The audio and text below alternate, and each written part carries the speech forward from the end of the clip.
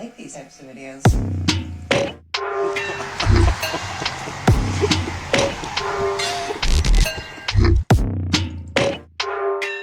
What about the Silver Spring slasher? Nobody's talking about it.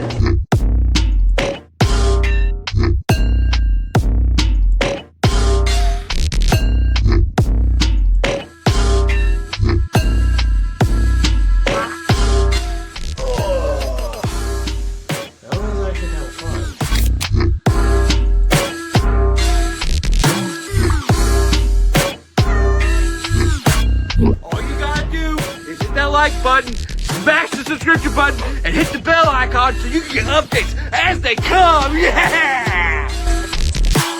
Give me liberty.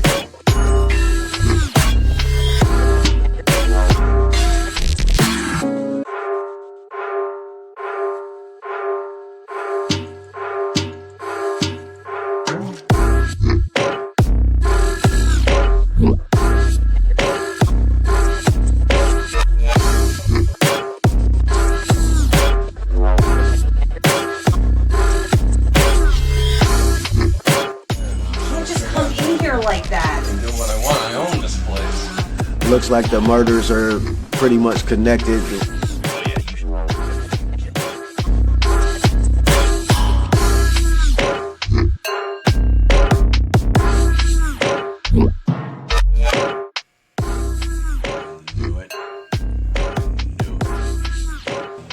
Excuse me. I like your color.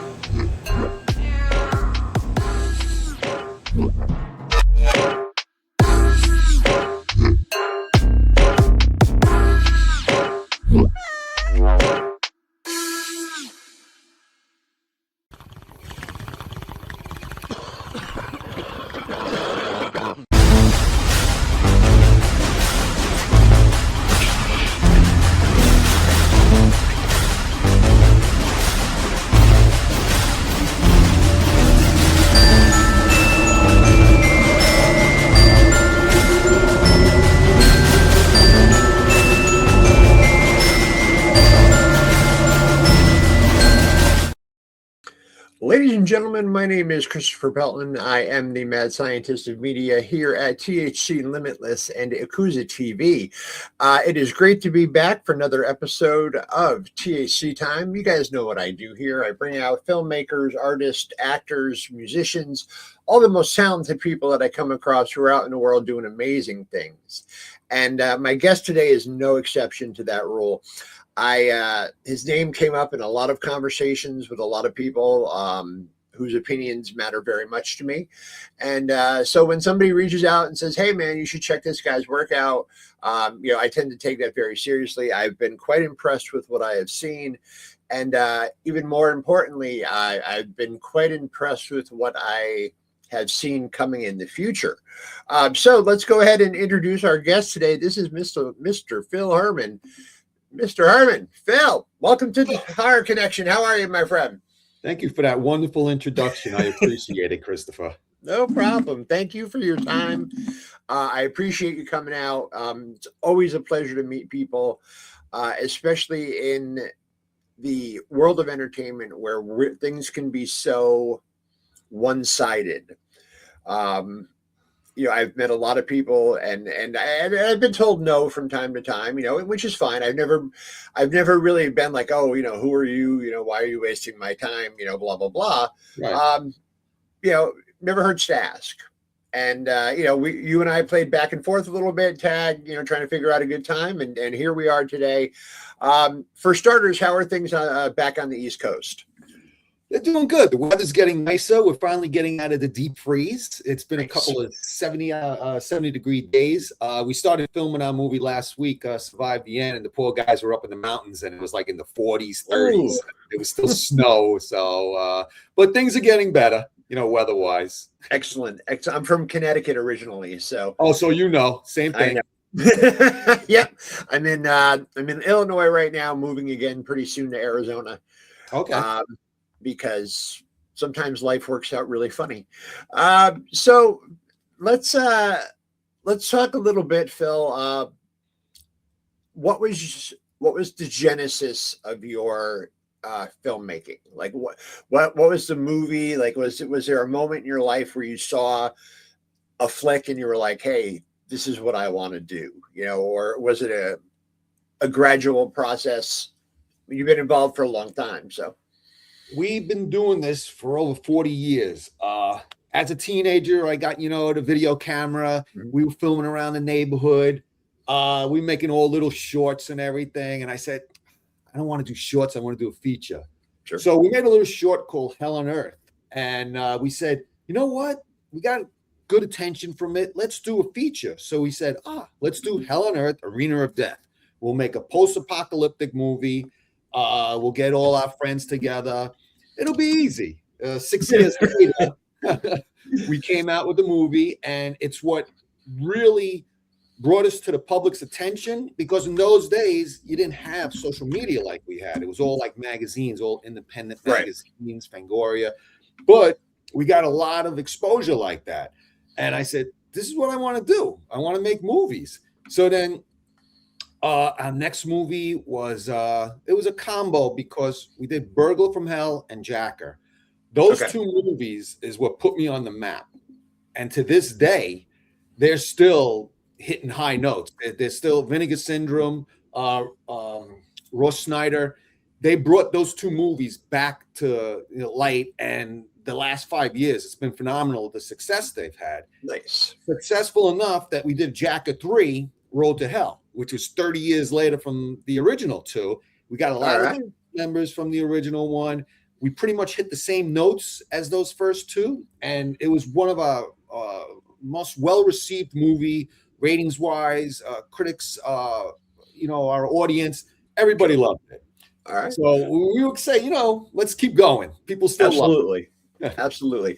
We do have a trailer for that, so let's go ahead and run that. This is Jacker 3 and Road to Hell, and this came out how long ago? 2 years? It came out in the fall. Oh, perfect. Fall in October. All right, let's take a look at this one.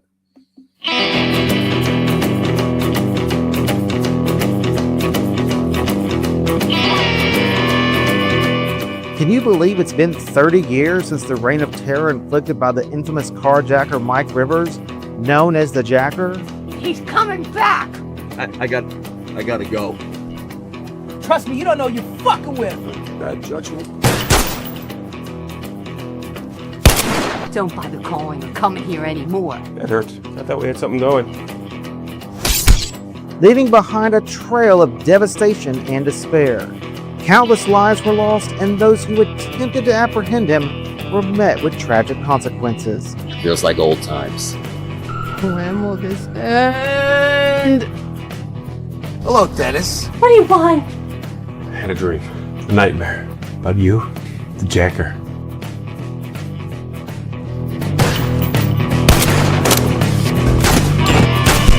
Just put the gun down. Don't stop for the train. Keep on going. Better drive on by. Better drive on by. Better drive on by. Better drive on by.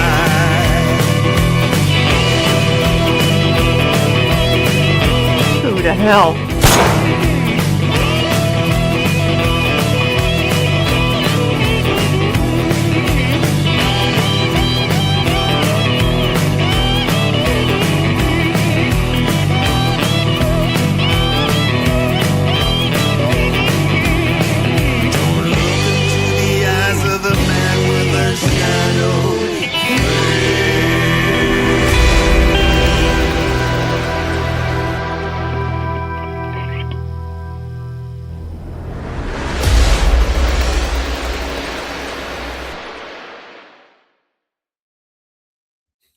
Love It's it. my own movie, and I got goosebumps.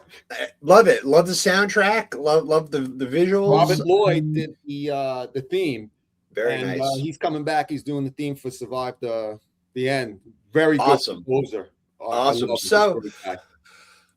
when did you get bit by the horror bug? Were you a kid? Were you older? Were you like what was your introduction to the genre? This is funny, and people get surprised. I'm not really a horror fan. It's just horror movies are easier to make. That's true. And you don't need really big names for horror movies. Whereas like comedies, those type of movies, you need a big name to draw them in. Horror movies, you just need a good story, a good villain, and good victims, and actors, and you got yourself success. They're fun making horror movies because it's a fantasy world. Sure. You live out fantasies. Not saying that we want to be killers or anything, but guys get to play villains, guys get to play cops, and you become things that you regularly wouldn't be, And I just find it exciting for the cast and crew to make horror movies because you're like, well, how can we do this? How can we do that? If you're filming a regular drama or something, not putting them down, right? But making them isn't as fun as making horror movies. And the audience for horror and the fans for horror is unbelievable. The embrace that they give us. They are. I've been, over the course of my life, I've been a dealer of Funko Pops, of action figures, of comic books, of trading cards. I grew up in the 80s, so it was all of that stuff was kind of built in. So as I got older, they became businesses, and I've done conventions all over the place. And I honestly have to say that the horror conventions were the ones that surprised me the most. Exactly. Because you think to yourself, oh, well, it's got to be, like a toy show or no. The horror fans love what they love, and they are not apologetic about it. Their kids, like it's started to become a family thing. Like I was going to these shows and I'm seeing these little kids run around dressed like Chucky or run around dressed like a Megan or stuff. And the parents are dressed up and everybody's just having a good time. That's what I mean. It's a great audience. It really is. And I haven't run into anybody, unlike other conventions and appearances and stuff, that are just so laid back and happy to be there and not pushing and shoving and like people waiting in line for hours to meet, Damien Leone or Spencer Charnas or whoever, the guest. We went to Silver Scream convention 2 years ago. Okay. I did press there with First Jason, and everybody was just so cool. And even though the lines were long, people were like joking with each other. And that's the horror fans. That's what's cool about it is they're like, they bond. They talk about, experiences. Because they love it. They love, and they're there because they're passionate about it. Right. How has how have you been embraced by the community? Like what's the positive? It's funny. I've avoided conventions and appearances just because I don't like big audiences and I don't like people to make a fuss of me. I like when my movies, it's always a team thing. I always present everybody, not me. I finally got convinced last summer to go to Gross Fest by Tim and Tom Gross. Okay. It's a little convention in Pittsburgh. And this convention is what being an indie filmmaker is about. It's real indie filmmakers. You're not paying $100 to get an autograph with your favorite actor or anything. It's down to earth. It's affordable. Tim and Tom put on a great show. I was surprised. I got the Lifetime Achievement Award there. They played 2 of my movies. And like you said, it was a family thing. Like people were lined up at my table. I was with Derek Brosh, who's another filmmaker in Chicago. Mm-hmm. And it was me, him, Ralph Ray, Sean Ray, Will DeVacus. They came to support me. And we just had a great time. It was a great weekend. It was Friday, Saturday.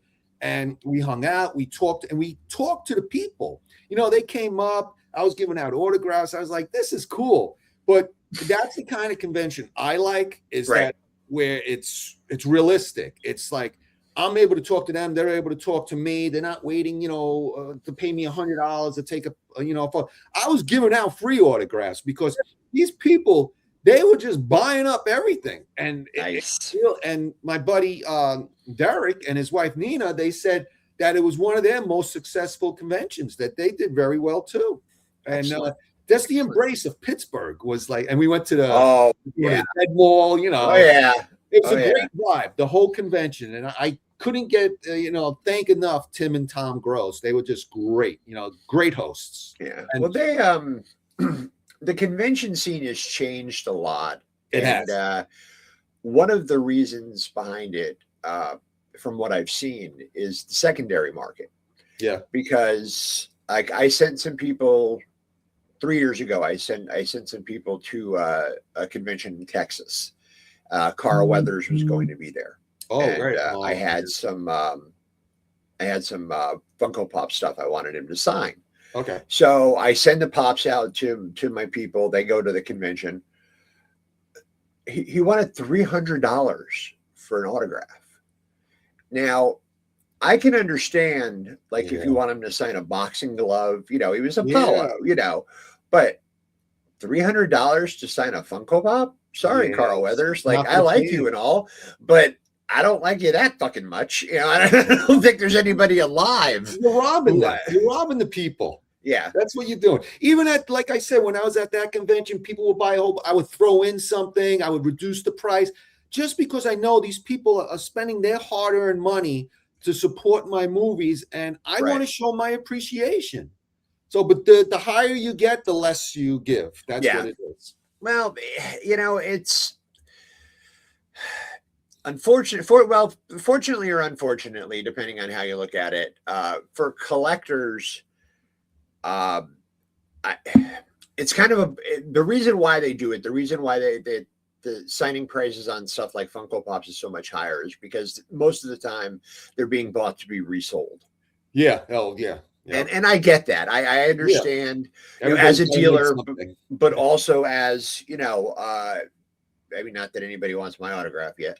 Well, that's not true. I've signed some books in the past, but it's make it out to me like, to Chris, blah, blah, blah, Carl Weathers.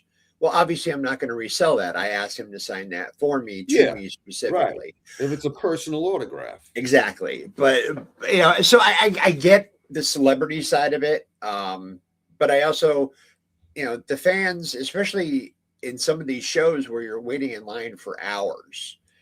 And me, I've always found that kind of strange because, like, if I have X amount of time somewhere, it's like, yeah, there's a ton of things I'd like to do. I'm not going to wait in line 4 hours to meet one person. Yeah. I can't. Yeah, that's the way I feel. It's like, I'm sure they're very nice people. I'd love to. And I've met some great people. Sure. I've made some great connections at some of these conventions. But I didn't have to wait 4 hours in line for anybody. Right. So to me, it's kind of like the new theme park ride. It's like, where you go to Disney, you ride 2 rides for the day and spend and that's it. Exactly. It's crazy. Yeah. So what was your first, what was your first story? Like, what was the first thing that you came up with that was like, I want to film this? Well, it was a toss up. I forget. I was writing them at the same time. Oh no, that's a lie.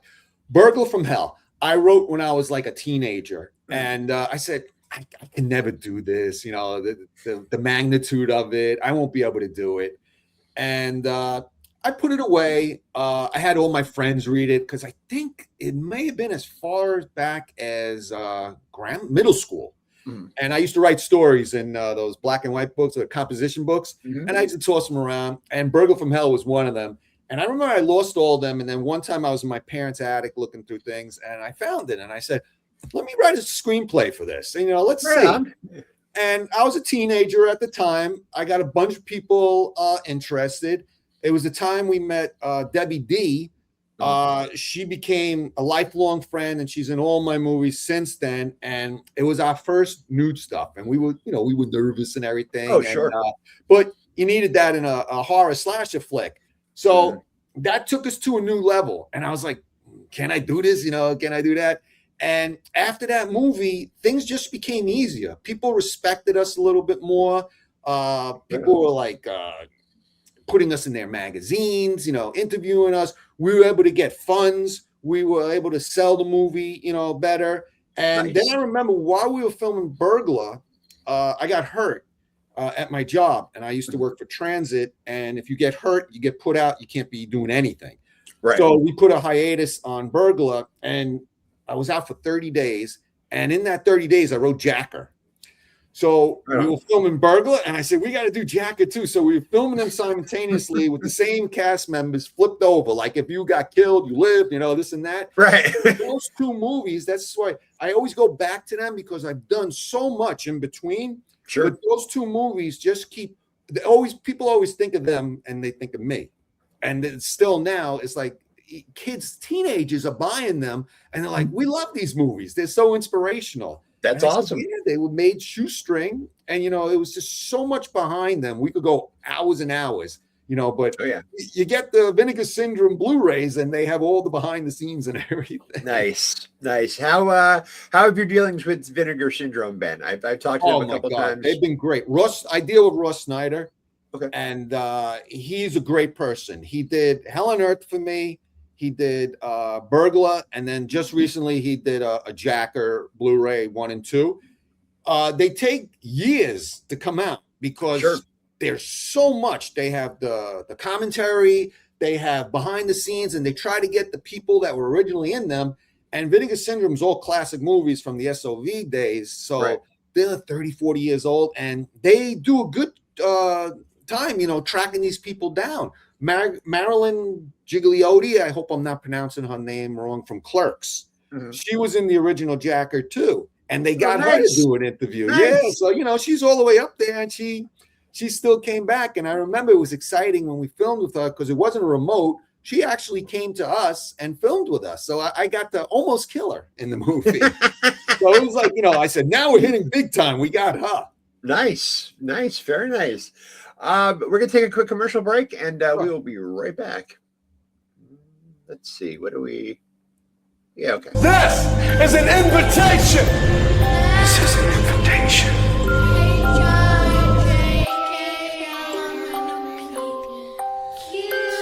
Hey, you want to see something really scary? Tell me, what use is there for a butterfly with no wings?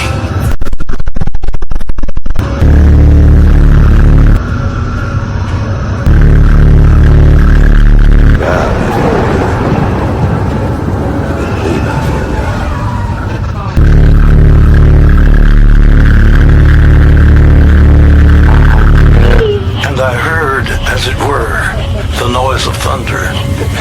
One of the four beasts saying, come and see. And I saw, and behold, a white horse. Obey. Please help! Run. Obey. But the eyes are full, blinded by pride. And now the devil is knocking on your door.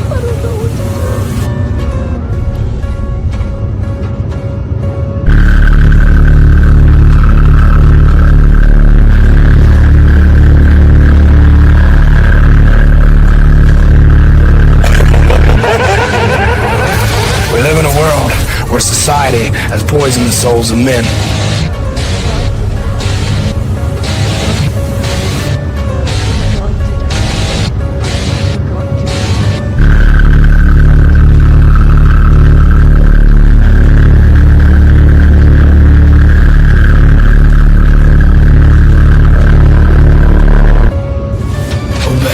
And everywhere that Mary went, the lamb was sure to go. We're coming. All right, and we're back. Yeah, there's a little something wicked cooking up in this way.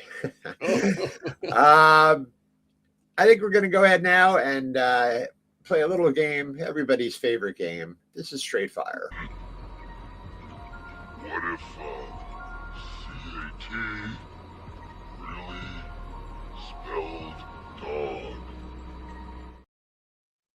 All right, Phil, this is Straight Fire. 5 random questions, no wrong answers. Don't think about it too much because, quite honestly, it doesn't matter.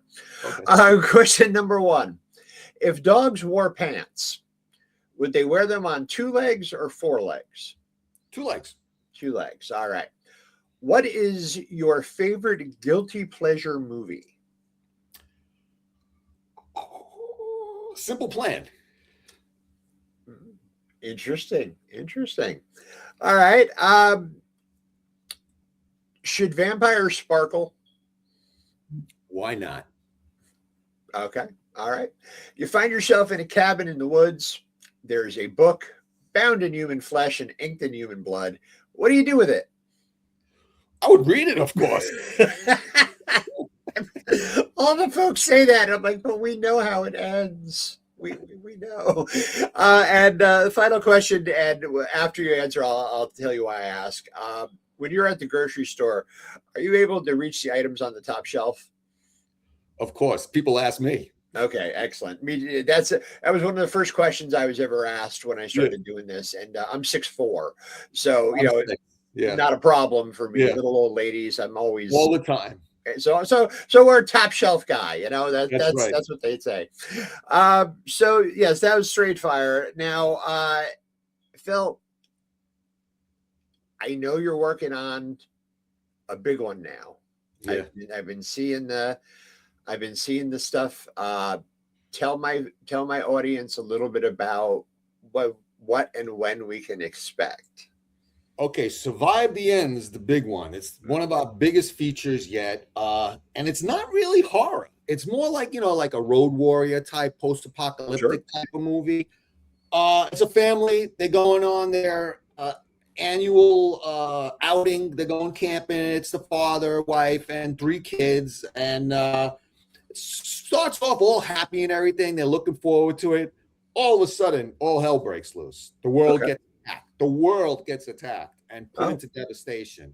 So they decide to keep on going, and they're met with numerous problems. There's these 3 guys that roam the road amongst others, but these 3 guys have a passion to, like, God knows what they did. I mean, we touch on what they did so you can be familiar, but I'm not going to blow it.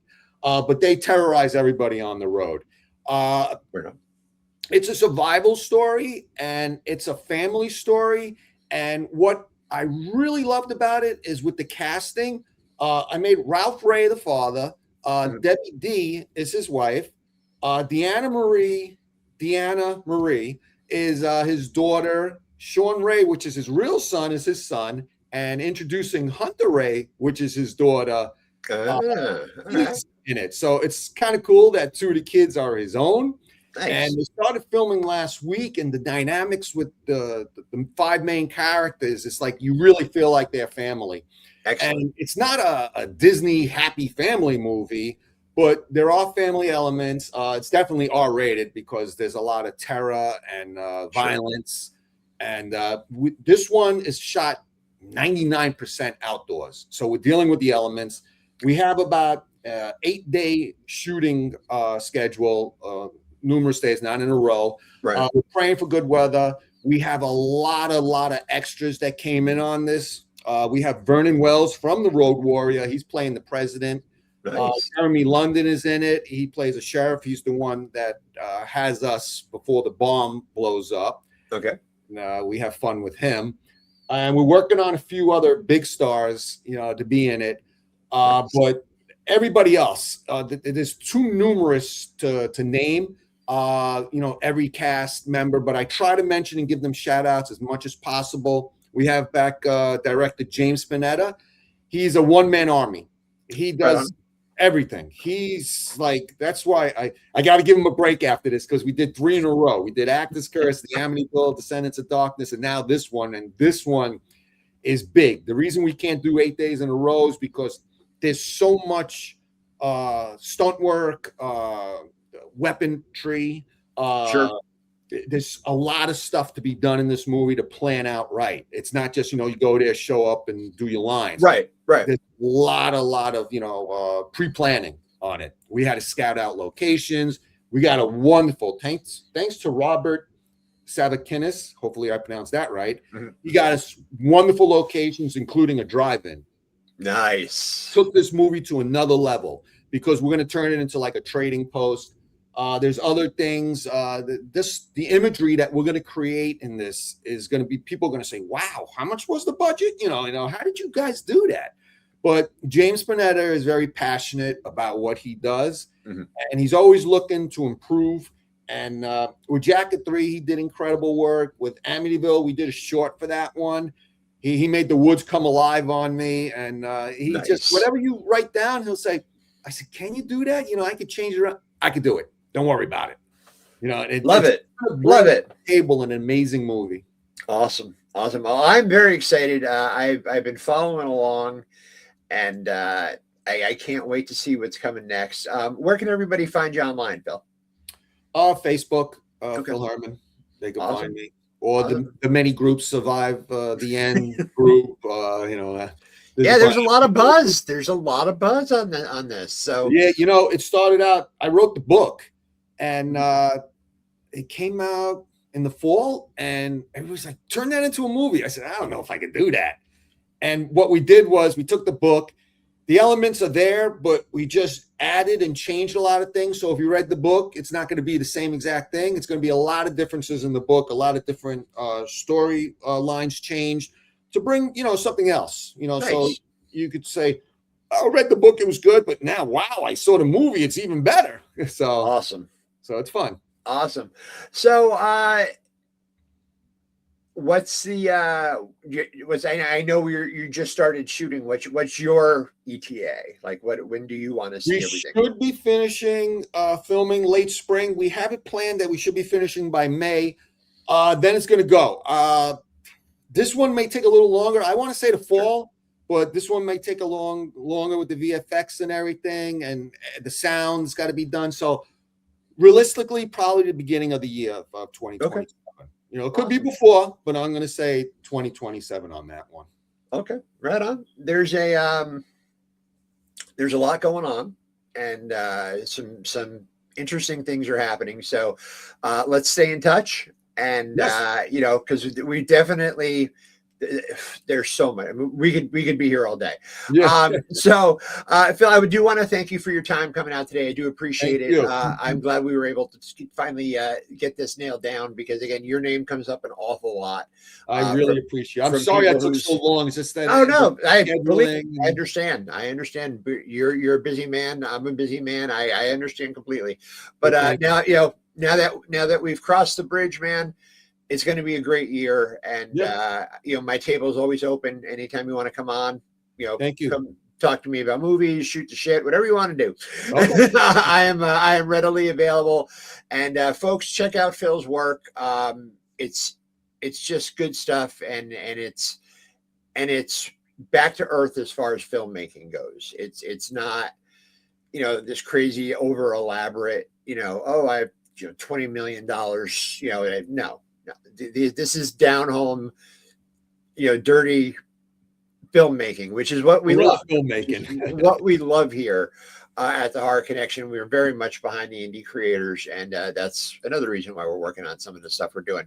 So we're going to go ahead and bounce out of here on one last commercial break. Phil, you and I will talk in the very near future, folks. This will air tomorrow. Yes, this will air tomorrow on our YouTube, and then it will run next week on the TV channel during our regularly scheduled horror block. And I'm going to go ahead and give us a little bit of love from MC Hammer. And folks, we'll see you next time. Thank you. Audio Entertainment presents a pumped up insight to MC Hammer. Hi, I'm MC Hammer. I'm the too big MC. Let's get it started. Pump it up and turn this mother out. Call 1-900-909-MCMC. Call us on us. Now is the time. You might hear a joke or a couple of rhymes. Call and hear MC Hammer and learn how to leave your personal message. Call 1-900-909-MCMC. $2 the first minute, 45 cents each additional minute. Kids ask your parents' permission. Call me. I'm MC Hammer. Hammer, what you doing? I'm waiting those calls, baby.